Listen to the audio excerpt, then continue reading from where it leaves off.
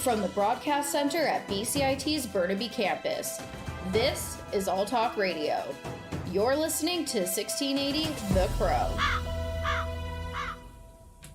Hello, and welcome back, everyone, to 1680 The Crow. This is your host, Yusuf Habib, with your noon headlines.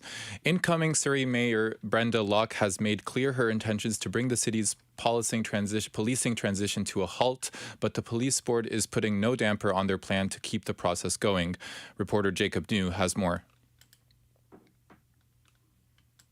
The Surrey Police Board had their first meeting post-election yesterday afternoon and laid out the argument for keeping the transition from local RCMP to the Surrey Police Service. In their opening statement, they cited the scope of how much has already been invested in setting up the department, now the province's second largest, even while not in full operation yet. They also mentioned the complexities of the situation, including financial and technical infrastructure that could not be transferred to the Surrey RCMP should the Surrey Police Service shut down. BC Minister of Public Safety Mike Farnworth has stated that he would approve a stop to the transition if presented a suitable plan by Mayor-elect Brenda Locke, and that Surrey would be on the hook for much of the costs that would entail a reversal of the process. Jacob New, 1680 The Crow. We are now joined live by our reporter Jacob New with more information. Jacob, what else did the police board mention at that meeting? Well, one of the more intriguing details was that the service is still hiring in spite of Locke's intention. They say 35 new officers will join their ranks next month.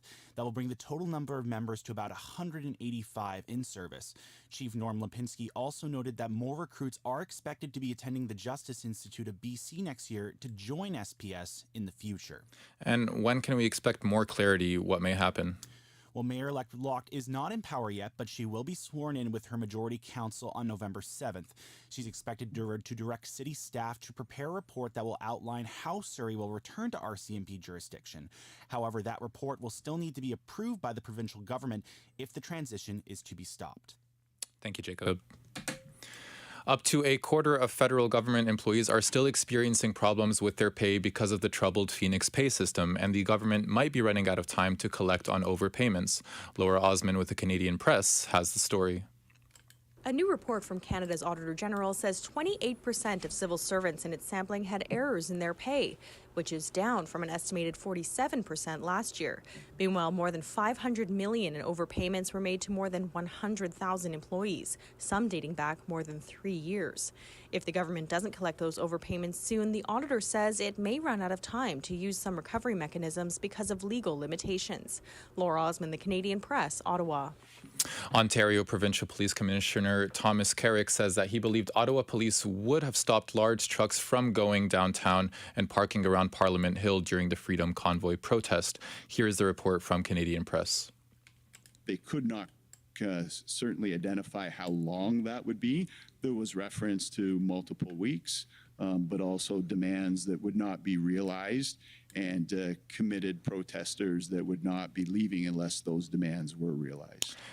Carrick also says it's important not to lose sight of the fact that the protest was resolved without any loss of life, avoiding serious injuries and damage to critical infrastructure.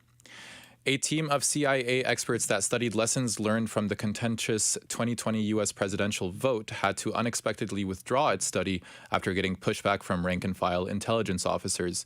The dispute over a relatively routine study and its unusual withdrawal highlight ongoing tension over how to address the varying foreign threats to U.S. elections. Some former officers say that in an increasingly polarized America, some of those tensions have spilled over inside the regularly impartial world of intelligence. A new U.S. defense strategy says China remains the greatest security challenge for the United States, despite Russia's ongoing war in Ukraine. It says the threat from Beijing will determine how the U.S. military is equipped for the future. Pentagon notes the security environment has deteriorated, and the U.S. may face a situation where it has to deter two nuclear-armed adversaries, China and Russia, simultaneously. The 80-page unclassified report was released on Thursday. Now, American-Canadian actor and Friends star Matthew Perry has opened up in an interview with ABC's Diane Sawyer about his decades-long struggle with addiction. Perry also talks about a major health scare he had 3 years ago when his colon burst, but he says he's doing much better now. Here he is. It means that I've developed some safety nets around this. you know. For some reason, it's obviously because I was on Friends, more people will listen to me. So I've got to take advantage of that. I've got to help as many people as I can. The interview will air tomorrow on ABC. Russian President Vladimir Putin has denied having any intentions of using nuclear powers in Ukraine, but described the conflict there as part of alleged efforts by the West to secure global domination. Speaking to international policy experts on Thursday, Putin accused the U.S. and its allies of trying to dictate terms to other nations in a dangerous and bloody domination game. Putin, who sent his troops into Ukraine on February 24th, claimed that, quote, humankind now faces a choice, either to accumulate a load of problems that will inevitably crush us all, or try to find solutions that may not be ideal, end quote. The International Monetary Fund has reached a deal with the Egyptian government that paves the way for the country to access a $3 billion loan. IMF officials on Thursday announced a staff agreement between the Egyptian government and IMF leaders. The 46-month deal includes a series of economic policies Egypt will have to implement that would in turn allow it to access the loan.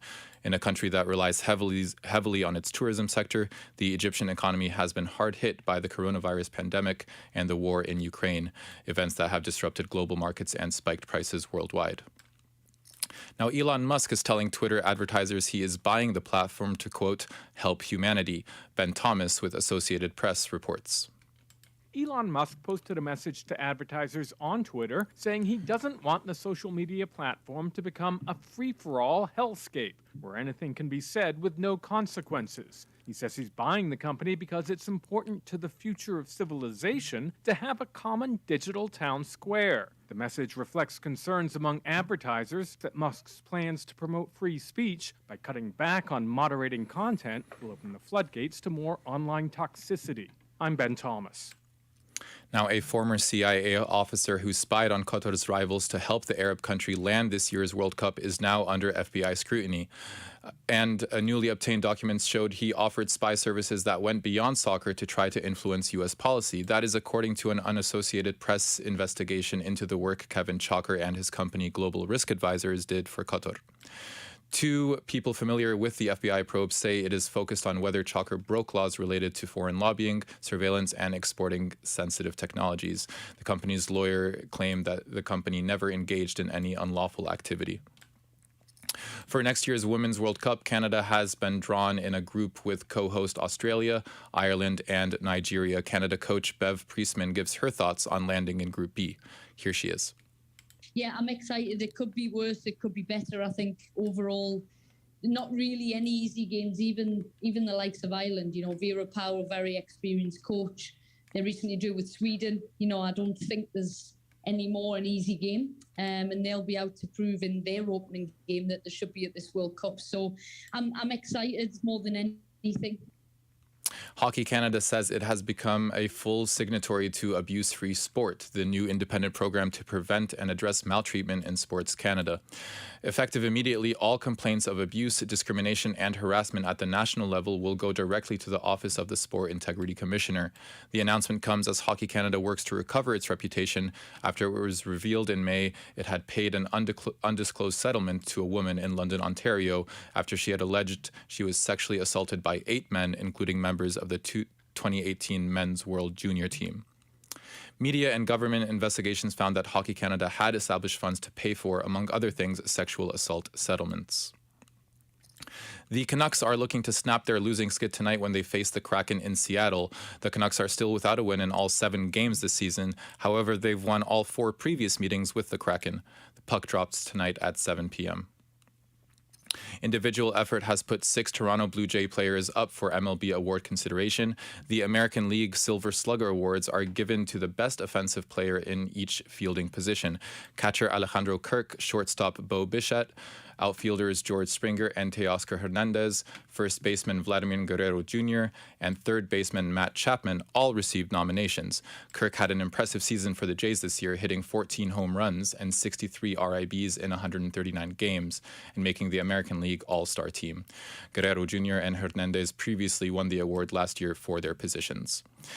It is currently 10 degrees and rainy here in Metro Vancouver, and the rain is expected to continue all throughout the day. The storm advisory is still in place, with strong winds and heavy rain expected across most of BC.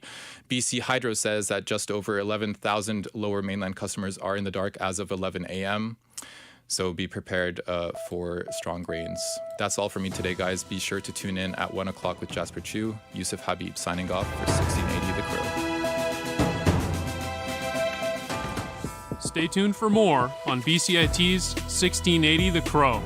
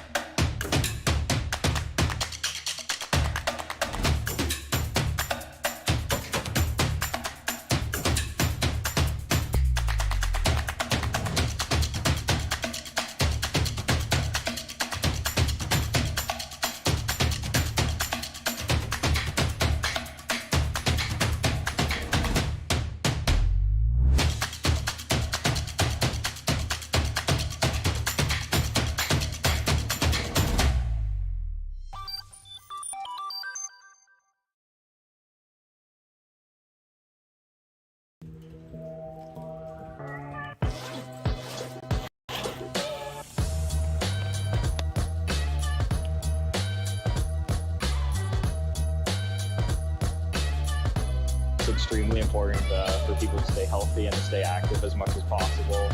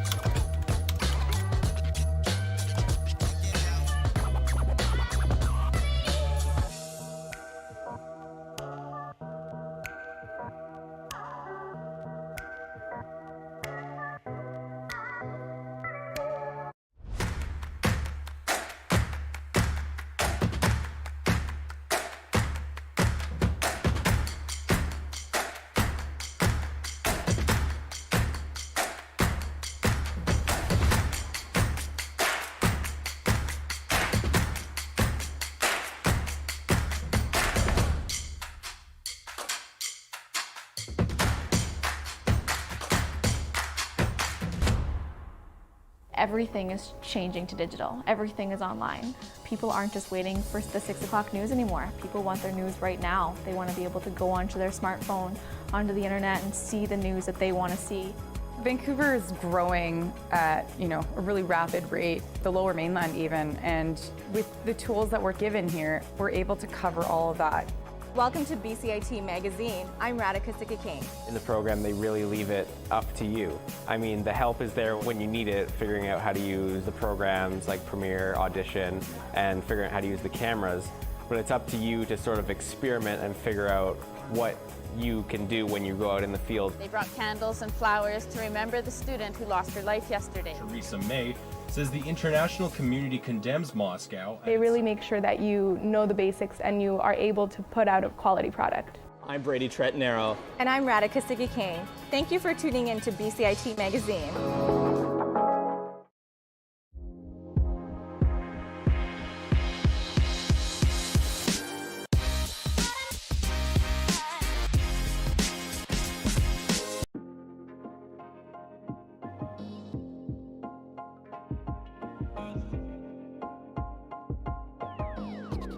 Hello and welcome to Companion Call. I'm Shivani Joshi with my producer Angelina Mintz on 1680 The Crow. The wellness industry is a $1 trillion business, from Gwyneth Paltrow's Goop to golden milk lattes. Wellness has transformed into a trend, becoming unattainable, elite, and expensive. Not only that, everyone in these spaces all look a certain way: slender, conventionally attractive white people. Whiteness thrives in these spaces, whereas people of color are often not included, despite many of these holistic wellness practices, such as yoga, acupuncture, and ancient medicines originating from Asia, Africa, and indigenous cultures. So, how do we practice self-care in colonized spaces? And how do we feel good about indulging in self-care when certain bodies and appearances are made to feel like they aren't part of this conversation? Today, I'm talking to Suman Kandola, director of the documentary Identity of Wellness and a personal branding coach, and Irene Lowe, a yoga asana teacher and a founder of Women of Color Summit. Both of these women have lots of experience in navigating wellness spaces, and are here to have a conversation about the commodification and whitewashing of wellness and how to make wellness equitable. So, Suman, you've produced this documentary where you're trying to figure out your journey with wellness and where you fit in. What have you found your definition of wellness to be? I think wellness to me is how deep you can connect to yourself. I think that's the true definition for myself, but it's how can you, if you were to take it to a surface level definition, like how can you take care of yourself? And how did you find yourself on this path? Yeah, I think rock bottom. Yeah, I think that's like how everybody starts, right? It's like you go through things and then you realize you're like, hey, like the way that I'm dealing with things is not serving me anymore, and you just start to get smarter in that space. You start to realize that you are something that you also need to take care of. Your mind is something you need to take care of. Your body, your spiritual energy, like all of that needs maintenance. And I think it's one of those things that snowballs over time. It's not something that you learn all at once. Yeah. And Irene, you refer to yourself as a space holder in yoga, and you are the founder of Women of Color Summit. So how did you find yourself in this path? Yeah, I found myself in this path after really buying into hustle culture, really buying into the model minority myth, and really staying small. You know, being silent, not trusting myself, not believing in my own intuition. And it was after a long time, it was kind of like having this moment where yoga really saved me. And yoga asana, absolutely, but also learning more about the yogic philosophy and really finding a deep connection to the teachings there.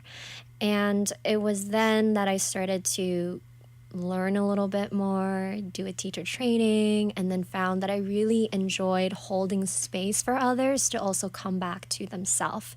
And as I was getting deeper into this journey, I was starting to see things, the problems in the wellness world and in the yoga world, where I was starting to question things, right? Because there is a lot of inequity, and is a lot of white century, and there is a lot of tokens in the wellness space that I felt, well, there's a disconnect here between what we're saying and what we're actually doing. Could you tell me maybe like the first time you navigated these spaces, and how did you feel? Yeah, I think when I first started going in these spaces, I didn't really think anything. I don't think I had a relationship with what it meant to be a person of color in any space. I went to these spaces, I felt good, and I went back. And it was a free sauna. You know what I mean? And so I think it was when I started having my own understanding of what it means to be a person of color, what it means to be a woman in society, what it means to be a woman of color, that I really started to recognize my positionality in these different spaces. And then you start to have more of those conversations of how can my mom come here and how can she feel safe and confident and comfortable and come here for what she came here for, rather than being met with insecurities or fears that are so outside of herself. That's so powerful. I just want to say that because I feel like I think about that all the time, like whether my mom would feel comfortable in these spaces. You know, I love that. And It's so true what you touched on, which is that you're not aware because these things are so normalized. Even when I do trauma-informed trainings, sometimes it's interesting to see the response that I get from other folks of color where they're like, well, isn't yoga supposed to be trauma-informed? I'm like, yeah, it is, but we're in the West and it's not. So we have to talk about these things. I was recently in Bali and a lot of my teachers, they weren't really marketing themselves or talking about decolonization or how to be a trauma-informed space holder, but they were just doing these things. They were just doing them. And I thought that was so powerful. What were some things that they were, I guess, doing to showcase that? In yoga asana spaces and yoga asana classes, it's pretty much a fitness class a lot of the time. So some instructors will perhaps yell at you, be a little bit cheeky, take things a little bit casually, may not understand that they are stepping on boundaries, right? Telling you what your body should feel like in a pose, and not really giving you room to explore it. And that's very normalized. But when I was in Bali learning with my teachers, Ashtanga teachers, as well as Hatha yoga teachers, and Ashtanga is a pretty disciplined asana style, but my teacher, Nikki G, was just so loving, and she never once made us feel like we had to do a pose. And she never had to introduce herself as a trauma-informed holder. She just was doing it. And it's how you are reading the energy and reading the room and putting the students first, not putting yourself as the teacher first, not putting this hierarchy over other students. It's a different energy when you are in a space like that. So kind of part of that question as well, what can we do to access wellness options that are like within our means? So again, a lot of wellness is kind of branded as luxury. It's kind of expensive, as I said before, and almost seems unattainable. So what can we do to make it so that it's easier for us to achieve? Well, the first thing is realizing you don't need to buy anything in order to feel well. Right? 100%. I mean, drop my Sephora checkout bag right there. Well, that right there, right? That right there. That's this perception that wellness is stuff. Wellness is not stuff. Wellness is a state of being, right? And so it's like Irene is saying, you don't need to actually have money to do that, right? Meditation is free. You can go on Google, you can go on YouTube. And the thing is just like, actually, I want you to lead with this because I have a thought, but I want to see where you take it first. Okay, I did just want to respond to your little Sephora joke because I did just want to say, this is where I'm going to take it. But, there is this this concept of care, right? And different types of care. So one of them is soothing. So these are the activities where you may be feeling unwell, and so you want to distract yourself. So that's watching trashy TV, that's eating junk food, comfort food, right? And yes, buying your something from Sephora. And that is a type of care, and it's important to have that. But then there are all these other types of care that come with it, like the care of going to therapy, the care of journaling, the caring of having supportive networks and supportive friendships, and also community care, knowing that you are a neighborhood where the government makes sure that the streets are nicely kept, right? And that there's parks and libraries near your place. These are all things that we need for care. So some of these things you can do for yourself, but the other things we as a society need to decide, do we want to invest in that? Is that where we're going to put our resources to? Well, I would say one of the best lessons that I learned through the documentary was knowing what you want. Number one, it's like, what are you looking for? Are you looking for a workout? Are you looking for that soothing? Are you looking for comfort and care? Do you know do you know yourself and know what you need in this situation? That's key, right? So it's like, that's going to help you make the decision between going to yoga, going to the gym, going for a walk, going for a swim, talking to your best friend. I think then when you're accessing yoga spaces, it's like then also knowing what do you need. There's a little bit of responsibility on the person who's also taking the class, right? Like, you got to know what the different classes offer. Yeah. Do you need something that's restorative and where you don't really want to get off your mat, or do you want something that's more like, I don't even know, like, this is Irene's lane, right? Yeah. But it's like, do you want something that's going to put you more into flow? Do you want to kick ass that day, right? So it's like knowing what you want. And then it's also about finding spaces that offer different opportunities for different people, right? There are a lot, like, literally, Irene was just saying this, like, there's a lot of different people who are having the same conversations, and some of those people went and made a business out of it. Yeah. Right? Some of those people have sliding scales, community scales. If you cannot find a space near you where you can get a free yoga class, you can take it on YouTube. You can go to a karma class. There's a lot of options, right? And then it also goes to priorities. So this is me speaking from somebody at my lens and my level of access and financial stability and whatnot, right? But it's like, what are you prioritizing financially then, if you're saying that you also want and need these things? Yeah, for sure. Yeah. And, I just want to go back to an earlier question that we had here. So I did ask you, both of you, like, how did you initially feel when you navigated these spaces? So you said initially you guys didn't even realize that you were thinking of those things. When did it finally hit you? And I guess, how did it feel when you did realize, like, okay, yeah, I'm like a person of color in these spaces and I feel ... I think for me, like, when I made a documentary. I feel like I just wanted to know more. I got curious. That's my personality. I got curious, and then I also, like I said, I found those spaces where I do feel welcomed.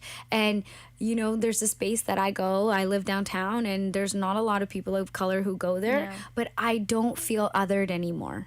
So it's like, it's again, that going deeply within yourself and like navigating the blinders that you have on with yourself, and how do you yourself enter those spaces? Why are you identifying as yourself as the one who's different every time that you enter this space? So you said anymore. What happened for you to have that epiphany?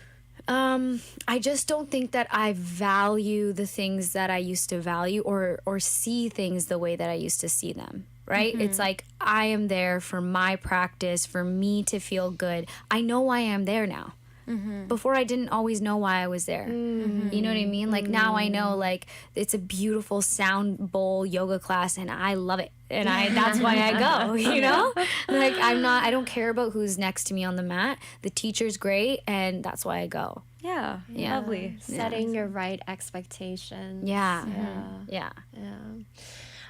For me, I started realizing it when I was starting to teach, and I use social media as my model of what does a teacher look like? What does a teacher do? And I saw that career or that job trajectory and couldn't see myself on it, was feeling really frustrated and limited, was starting to question things I was seeing. Because I am marketing as my background, I saw a lot of marketing from yoga teachers, feeling a little bit didn't feel right.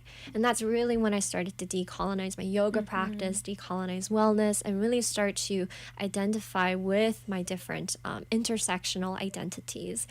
And I think there's a lot of healing that can be done when we are aware that we are people of color, and also not allowing that to hold us back as well.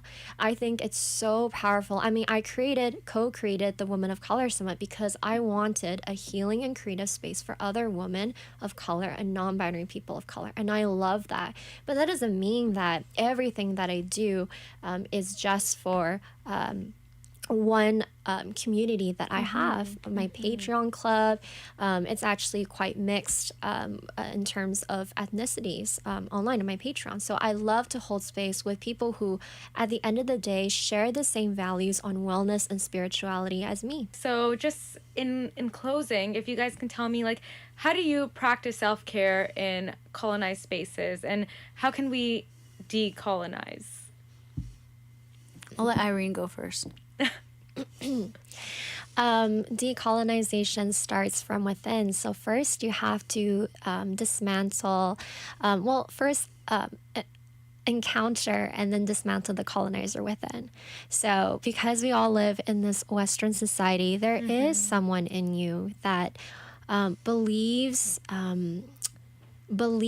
in things that we have been conditioned to believe, which is that whiteness is beauty, skinny means you're healthy, and that it's better to always speak loudest and fastest rather than being still, taking your time to rest, and thinking about yourself not just in terms of what you can do, what you can produce, but like who you are, stripped away of all of your titles.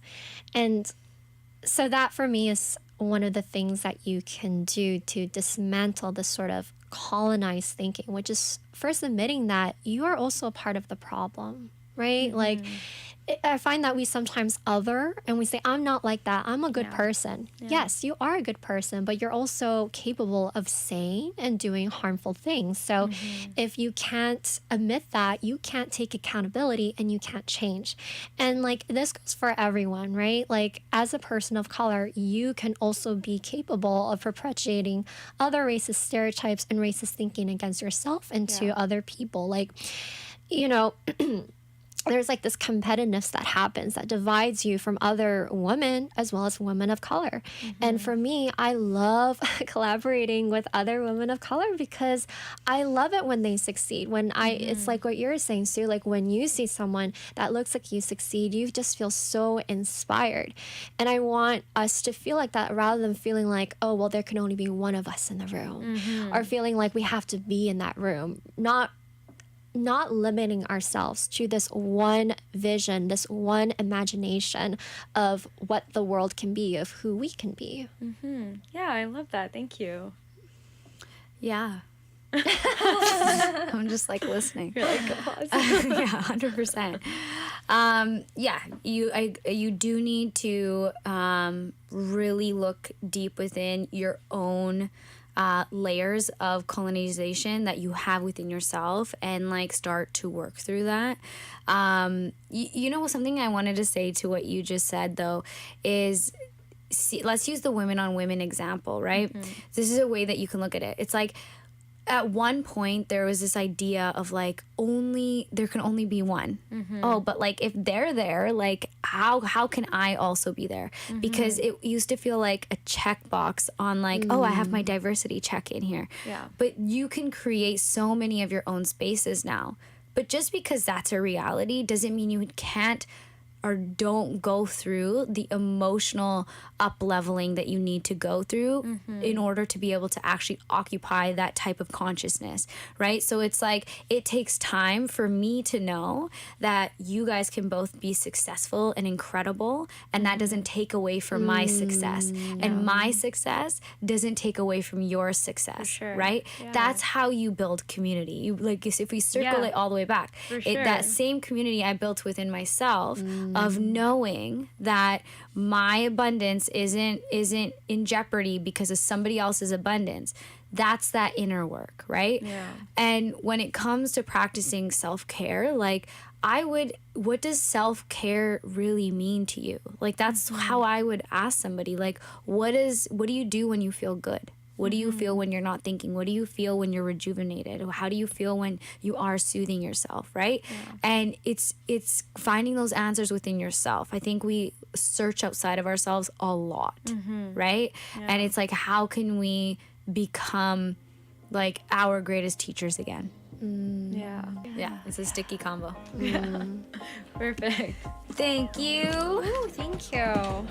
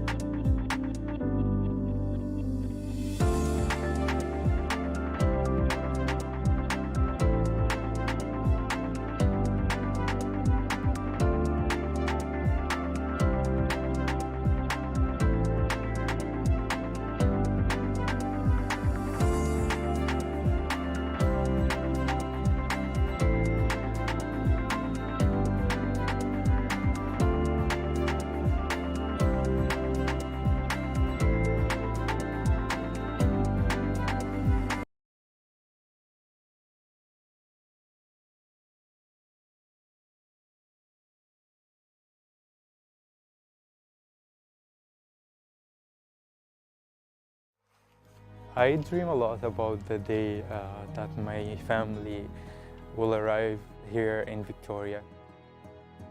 And I just dream about showing them around, about this place that became my home. Looking back to that moment, I could not bear the fear in my mom's eyes. The sponsors are gonna be playing a big part in supporting my family after they arrive to Canada, to give them a sense of home and community.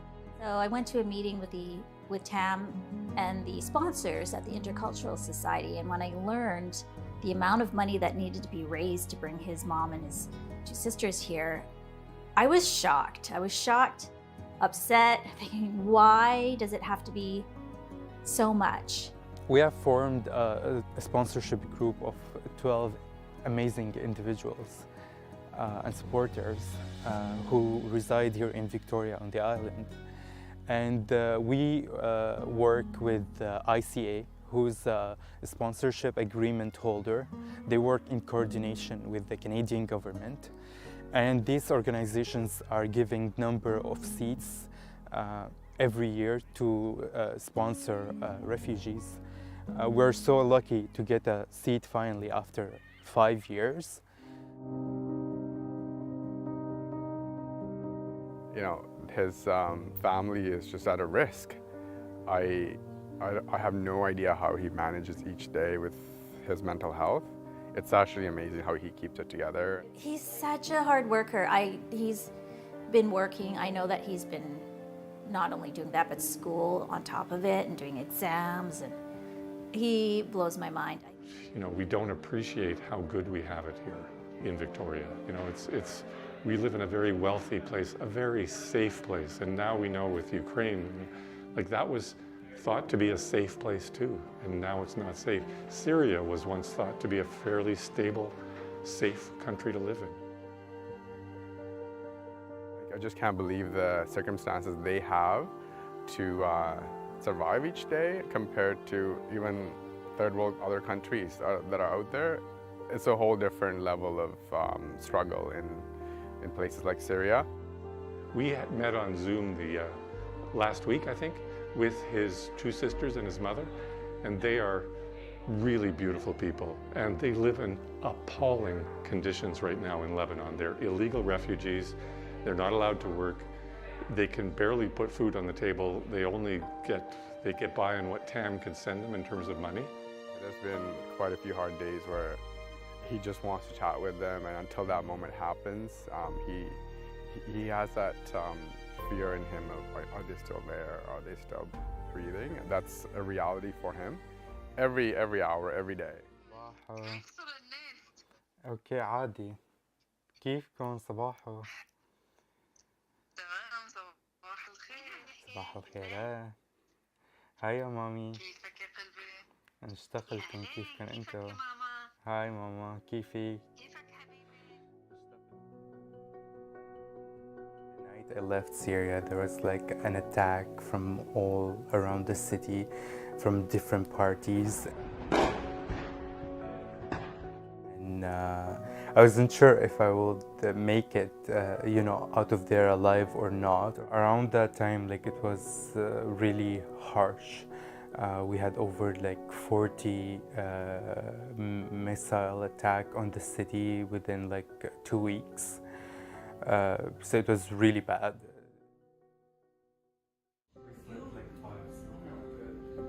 Maybe you need a nap, just go nap. Like a snooze. Like a minute nap, snooze. No, but also like you've done a lot, so and the mix. My mom taught me how to make Syrian bread. I used to just watch her make it every Friday or Thursday for the weekend. So, what are you worried about? What are you worried about right now? I want to just make sure everything lines up tomorrow morning.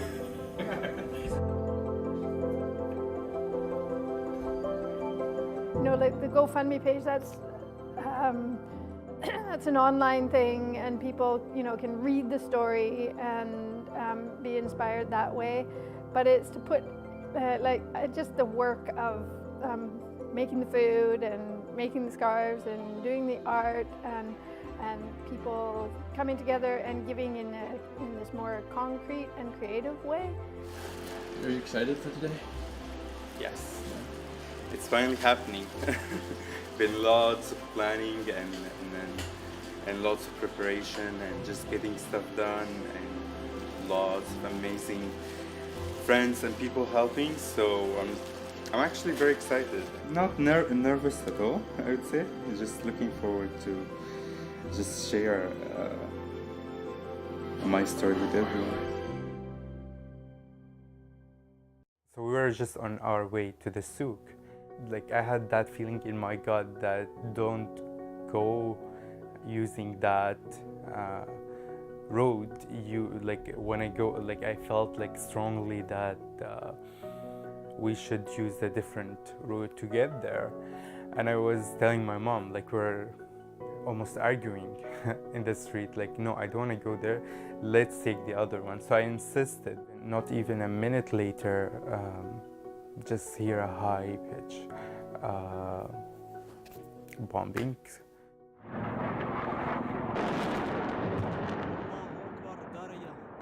The buildings, the sky, the land felt like everything was shaking and everything was crumbling like a piece of paper. And people were screaming, blood everywhere. It was really scary. Didn't know if my sisters were home. We didn't know if they are still alive or not. And then we're running and back to our house to see what happened, if my sisters are okay or not. And the minutes felt like ages.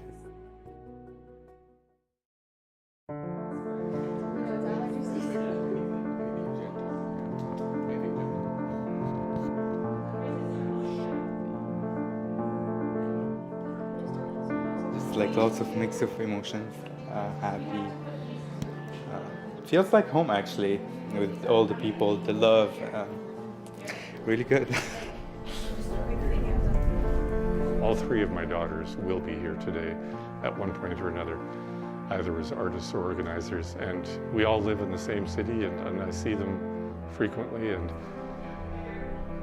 I just can't imagine being separated from my family as Tam is from his.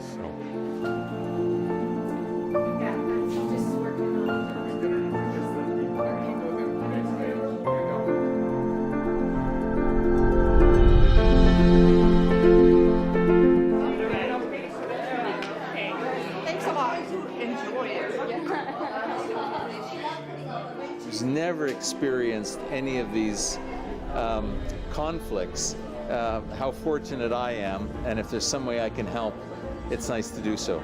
I knew it that home was no longer home.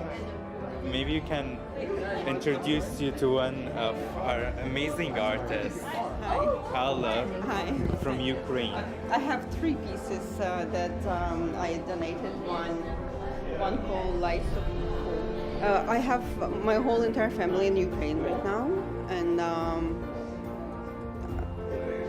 we lost 2 family members already, and so and being involved in Tam's fundraising, it takes, when you feel terrible, you need to focus on helping someone else, so your own pain will be less, right? So that's what I'm doing. If I were in her situation and my son was across the world, I would be feeling, I think what she said, really concerned that he has people around him that would help him out. And that's what she said, when we saw it, we talked to her on the video, and she was just so happy to see all the good energy that was around him. هذا الشعور، شعور إنه أم وبناتها وعندها ابن وحيد يعني هو حياتها. يعني هي اللحظة اللي إني أنا بدي أكون جنب ابني، هي عم بحلم فيها بشوفها بمنامي يعني. Well, something I really like that my mom wrote me, and it just like always was always and like still stuck in my mind to this day. And she's the first page in this book is my mom. Yeah, and I always, for some reason, whatever my mom's write, I always write myself.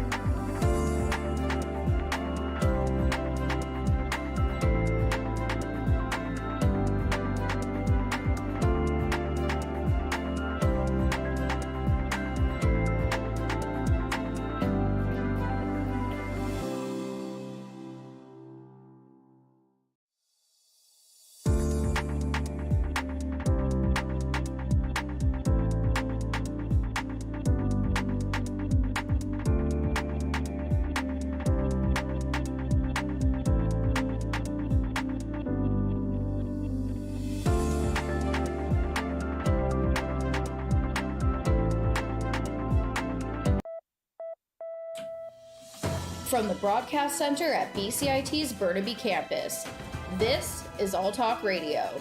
You're listening to 1680 The Crow. Hello, this is Jasper Chu, and here's your afternoon headlines for 1 p.m. Premier Designate David Eby says he'll work to bring legislation on issues such as housing, healthcare, and public safety once he's sworn in. Lieutenant Governor Janet Austin has asked Eby to form government as he prepares to take office and succeed outgoing Premier John Horgan. The Canadian Mental Health Association is withdrawing its support for the winter shelter program put in place by the city of Kamloops this year. Association executive Alfred Akoba cites a lack of community support and housing shortages for the reason they can't continue. Akoba also explains that the organization is struggling with staffing issues and is pushing for systemic change to better deliver their services. Kamloops Social Housing Manager Carmen Mazzotta says he understands their concerns, but that the provincial and federal governments need to be involved in ending the crisis around homelessness. Scott Gilgham has been elected Winnipeg's new mayor after beating his rival and former mayor from 1998 to 2004, Glenn Murray. Gillingham previously served as a two-term city councillor. He told his supporters that he wants to unite and build a stronger city. Other officers that were also on the ballot included school trustees. The Supreme Court of Canada has declined to hear an appeal on Manitoba's wage freeze. Manitoba Federation of Labour head Kevin Rebec says he's disappointed with the decision. However, he explains the union managed to get legislation withdrawn after Heather Stephenson took over as the province's premier. I think everyday Canadians think a fair process that doesn't have government overreaching and dictating outcomes is what people want. I think our government got that message through our fight.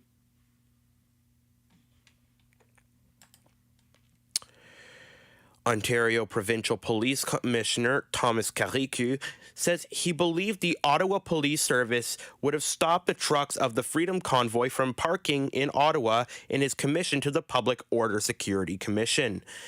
He also explained to the inquiry that there was a concern the trucks could have a long-term presence in downtown Ottawa.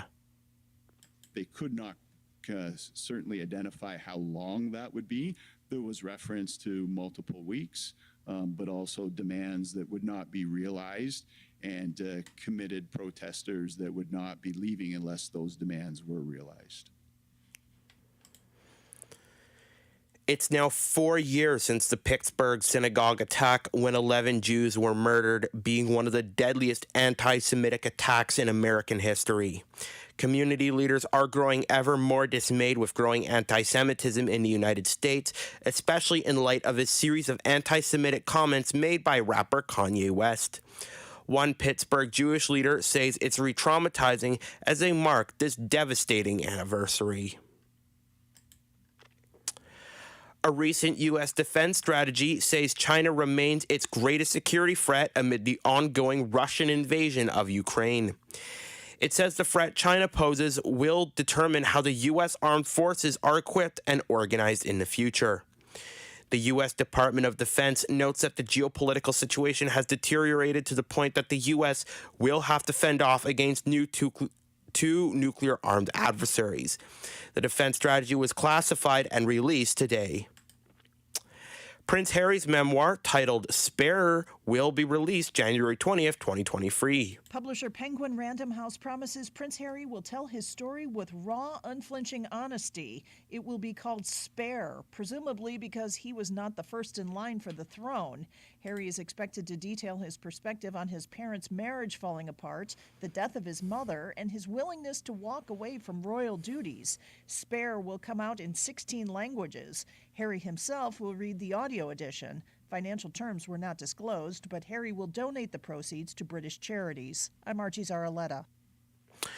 And we're expecting 10 to 20 millimeters of rain this afternoon, with temperatures being at 11 degrees. Tonight will be a 60% chance of rain showers between 15 to 20 millimeters at 7 degrees.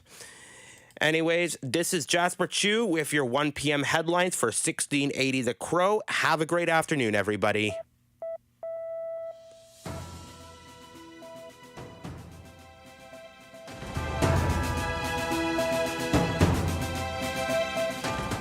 Stay tuned for more on BCIT's 1680 The Crow.